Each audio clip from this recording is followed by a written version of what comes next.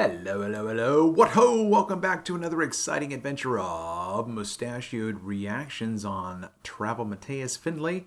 I'm your host, Travel Mateus. I'm not a big fan of Andrew Tate, even though he says things that are true. What I'd like to try to briefly break down in this clip is my opinion, and just take that for what it is. There are certain things that he says in this clip that I'm going to take issue with. I'm going to try to point those out. I won't try to go overboard with them, but it's going to be what it is going to be. And this is the way it's going to set up, whatever. There we go. So guys, check out this awesome Andrew Tate clip where he focuses on discipline and a lack of motivation. There's nothing he says in here that isn't true. That's not true. If you don't work for something, or you're not prepared to suffer or struggle for something, then you don't love it and you don't believe in it anyway. Mm-hmm. Okay, that's true. Now, just a brief little statement here to be made about this gentleman in his smoking jacket, smoking his Cubana in this unrealistic setting that you and I are never going to be a part of. This is an elite club that you and I don't belong to. It's a big club and you don't belong to it, nor do I.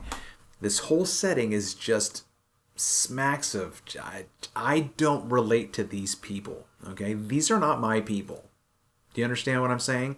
And the very end of this video has a very poignant snapshot that if you've seen this video and if you've swallowed the load that Andrew is bringing you and this passionate few is giving you in this presentation, if you see this last little snip, this last image that I'm going to point out, and it never dawned on you as to the impact and the import of what that means, hopefully I'm going to try to shed some light on that. But right now, this whole thing is just smacking of socialite elites that you and I will never, ever break into. Woman, you'll struggle to keep her. Right. If you love a country, you'll struggle to defend it. If you love a sport or a business, a business, you're going to work for it. Right. If you're not working for it, then you don't love it anyway. So the only thing that this scene is missing are two highballs of, good bourbon. You know what I mean? He's just sitting here smoking his Cubana. Yeah. Tell me more, Andrew Tate. Speak to me some truth from you. Again, the fact that Andrew's talking about passion and motivation, those things are good. Discipline, yes. But we're going to kind of break this down. So the values come with obligations. Okay? Values come with obligations. If you have a dream, the only way to accomplish that dream is for you to establish what the dream represents as a value for you and how you are going to discipline yourself to achieve that dream. The other thing that I really don't like is this whole persona, this whole character that Andrew Tate plays. This watch, who knows, it's probably some, $10,000 or more dollar watch, whatever. His glasses, you're inside, bro. You're inside. So this is a character. This is not a real person giving you this advice. And those obligations are to fulfill your duty irregardless of how you feel. I agree with that. Regardless, it's not irregardless. Regardless of how you feel, if you have a dream that has value and then you have established the obligations that you understand in order to express your values and reach that dream, okay? Regardless of how you feel, that dream is never going to be accomplished unless you discipline yourself to fulfill those obligations. Now, I'm going to say a little bit more in a minute about feeling, but let him finish this for a moment. Mm-hmm. And there's a lot of men out there, especially in the world today, who only want to do things because they feel a certain way, not understanding that doesn't make them competitive. Competition has nothing to do with this discussion. And so if you go back and listen, I'm not going to keep doing this, but if you go back and listen to what he just said in 1 or 2 seconds, that statement has no meaning. It doesn't mean anything. But the point about feeling is important. If you are not satisfied with where you are in life, That's a feeling that you have about your current situation. You and I, for the most part, do operate 100% upon our feelings.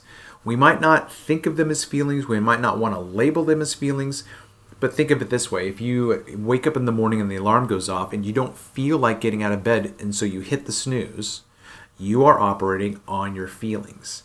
Those of us who would try to encourage people to move beyond the feeling of slothfulness at that moment is, okay, regardless of how you feel, you want to hit the snooze, get up.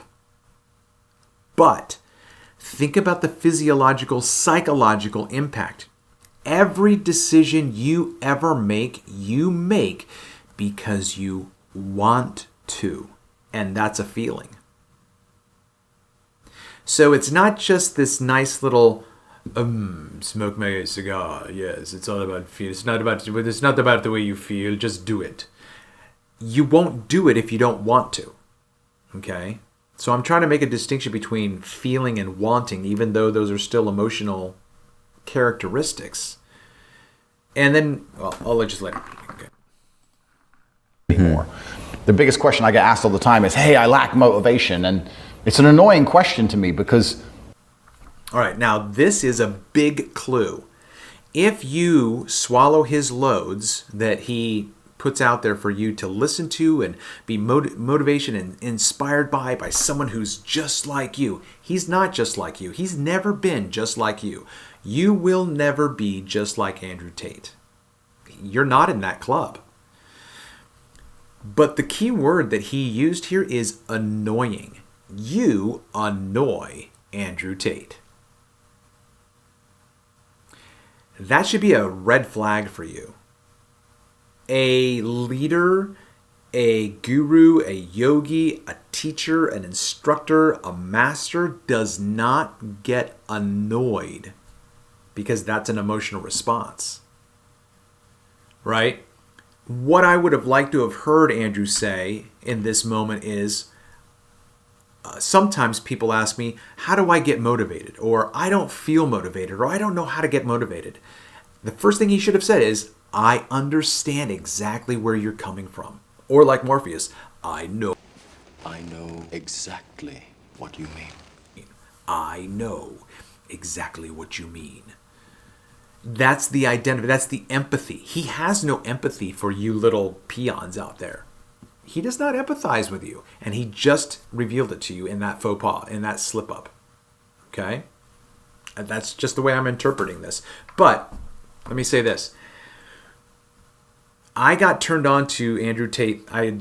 Probably just through shorts that would come up, I know that my oldest son really appreciates Andrew Tate, even though I think he's a little bit too invested in Andrew as a role model. But I don't watch Andrew Tate anymore. I don't watch Jordan Peterson anymore. I really don't watch Lewis Howes or even Joe Dispenza.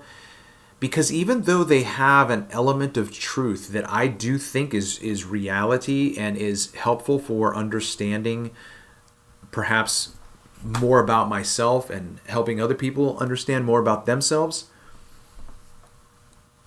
I don't feel resonance with these people. They don't resonate with me as human beings to a human being. Does that make sense? And so even that might be the case for you, and that's perfectly okay. I would like to think that there are certain people out there that resonate with what I say and how I say it, the whole package. What I'm doing right now, this might not appeal to you. That's okay.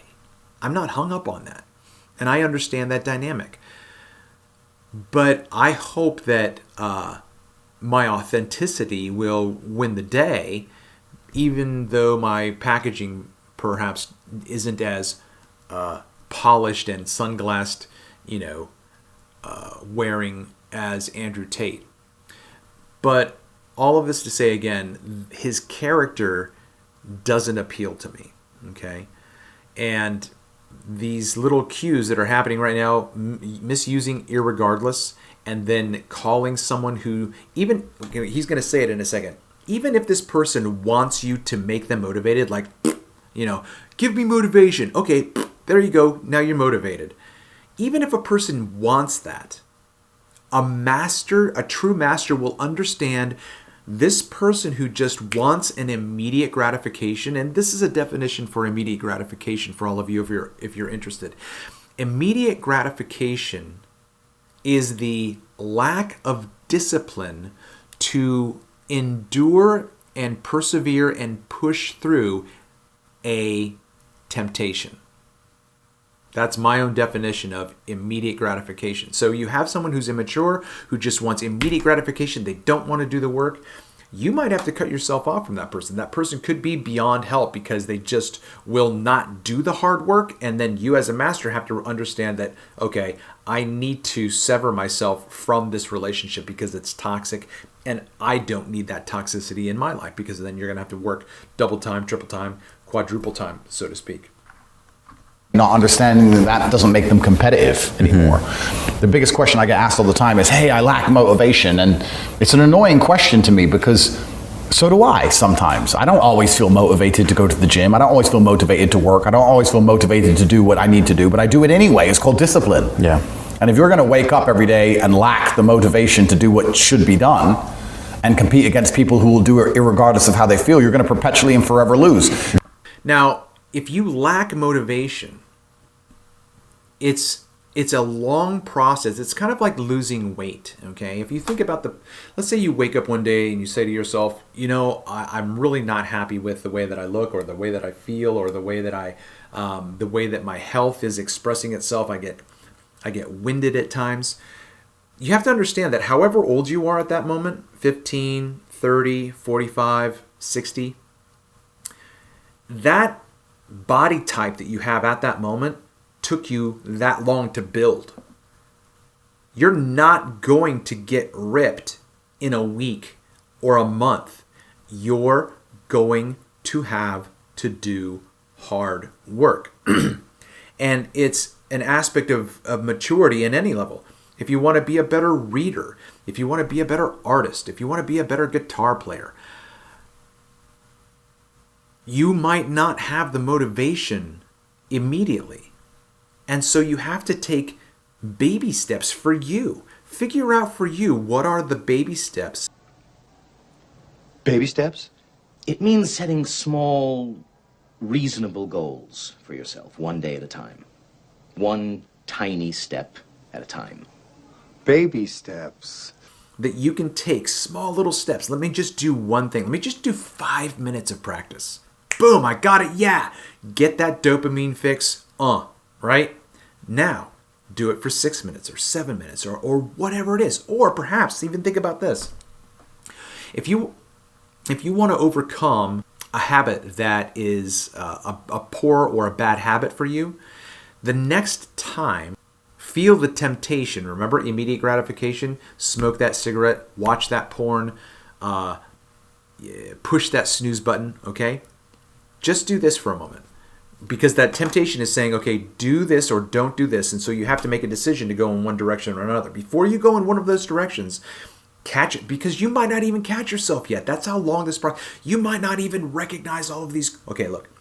So you're at the point to where you're aware of your own psychological challenges. The next time you find yourself tempted to be lazy or to take that smoke or to take that drink or whatever it is, think about this. Before that temptation came right then, let's say, for instance, it happened at 2 o'clock in the afternoon. Boom. That means from every moment before 2 o'clock, you weren't being tempted to do that. Right? So there could be a trigger, or it could just be physiological somehow and you're just not aware of what the trigger could be. But at that moment, when you realize, it's almost like in meditation, when you have a thought in your mind, instead of becoming attached to that thought and not meditating anymore and going off on that thought that either takes you into the past or projects you into the future, none of those things which you can affect or change at that moment, because all you have is that present moment. When you feel that pull of temptation, I would say count from 100 backwards and push through until you get to number 1. And if you still feel that pull, do it again, do it again, do it again, right? One last thing. Just take smoking a cigarette. Let's say you made it a day without smoking a cigarette. That's awesome. That doesn't mean you reward yourself by smoking a cigarette. Go the next day because you already made it one day. And tell yourself that you did a good job. Congratulate yourself. Write a note for yourself. All of these things are going to require you to reorganize your priorities, your emotional connections, all of these things. It's just so much more complicated than just being annoyed with someone who's not at the level I am. Even though he made the caveat, like, I struggle with this too. You already blew it, dude. You already showed your hand that if I come to you and say, I don't know how to do this or whatever it is, you're annoyed with me. That's not a very good selling point. In fact, it makes you a child to even wake up and say, when you're asking someone for motivation, what you're effectively doing is saying, make me want to do it. Please make me want to do it. That's where all of us are when we first start trying to change our lives. We don't have the motivation. We have a thought of dissatisfaction. We don't know how to get I've watched so many of these videos to try to understand motivation for myself, you know? So I'm just trying to maybe hopefully say some things. Like, hopefully I've said something, just a little nugget that's helpful for you at this point. But this person has a holier than thou attitude, in my opinion. I don't want to do it. Mm-hmm. Make me want to. No, you have to do it. This should make you never watch these shorts again by the likes of Andrew Tate. These people are elite socialites that just eat, drink, have sex, and get debauched as much as they want. Just watch the movie Babylon.